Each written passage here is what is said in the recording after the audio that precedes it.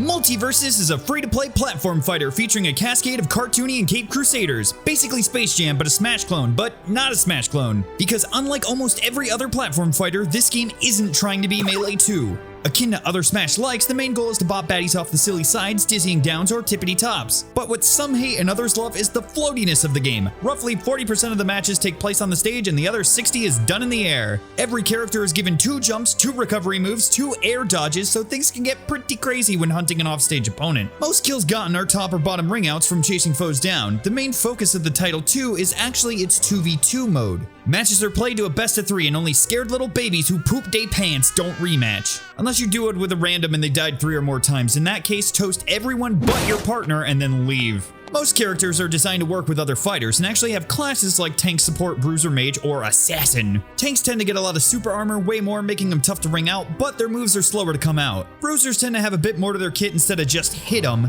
leading into Assassins being just that. Mages are affectionately referred to as the dickbag class, generally setting up projectiles, traps, and shenanigans. With finally supports that are supposed to be light hitters that assist their duo, but having 2 out of 3 of them deal an average of 350 damage a match. Every colorful character is equipped with directional smackums and specials that vary if you become an air fighter or if you tend to have a more grounded personality. Be sure to read up on those movesets. Some moves and specials actually have a cooldown, and if you play like a Fire Emblem character from Ultimate's release and just spam one move, it actually starts to decay, making it weaker and easier to break out a knockback. This actually kind of forces you to mix up naturally and can help out bad players, because once you do get spammy, you hear a very loud "Stop!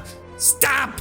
You're bad!" Speaking of bad, the game is kind enough to tell you which characters are brain dead and which requires some activity in the cranium region. Pretty perks give your characters buffs, the main ones being exclusive and generally giving a nice bonus, whereas side perks can be used by anyone and tend to just slightly tweak stats. It can be daunting at first going up against a fully perked pal while you're sporting Zilcho, but it's been said before, giving a monkey a shotgun doesn't guarantee him a win against a lion. If 2v2s aren't for you, then there is a super sweaty 1v1 mode, which I don't have footage of because I've yet to play it since I want to play the mode that the game was designed around and have fun. There's also free for all, which is fine. Not making the same mistakes as a certain shovelware title that was once stupidly dubbed the Smash Killer, the game not only doesn't sport a $50 price tag, but it launched, or betaed, with fully voiced characters, which adds a lot of charm to the game. Whether it's having bugs make horrible puns at half the roster or having Jake yell, "I'm taking your Scooby snacks, you ding dong," a lot of them can cause you to exhale out of your nose. The animations can get pretty creative too, like Tom and Jerry's movesets being the 2 of them trying to wreck each other and everyone else just kind of getting caught up in the mess. Most characters do a good job of being faithful to their series outside of Shaggy, which leaned too far into the Ultra Instinct meme. Some peeps love that, so it's fine.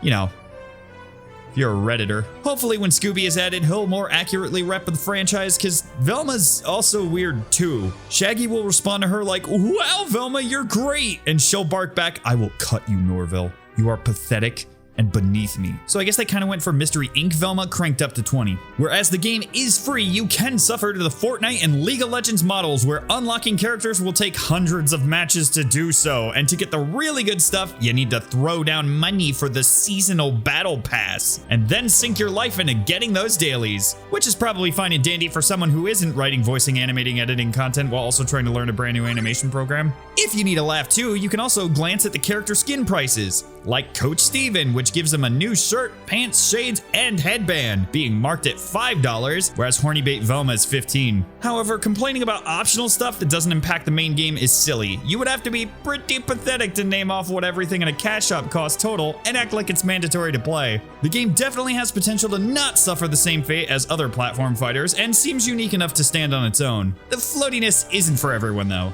Multiple leaks showcase a lovely cast of newcomers is on their way, with my personal favorite being Emmett. I can't wait to see him evolve into another Minecraft Steve situation. Technically, the game is in open beta currently, despite kind of doing a soft launch. There are definitely things to fix, like Steven's arm folding into itself, and the hitbox is Balance patches have been rolling out frequently, and it's fun to go from seeing matches consist of 3 or more Finns to almost never seeing him because he was nerfed. If you let YouTubers decide things for you, you might think the cast doesn't mesh as well as, say, Bayonetta versus Minecraft Steve, but luckily for you, there are plenty of options mod-wise to change your characters to a more well-fitting roster. At least there was before WB patched it out, and even if you do get around it, you probably can't stream or make videos about them without, you know, Warner Brothers cracking down on you. I hope this doesn't stay, because as a Tom main, I really want to make a Spamton and Jevil versus the World video.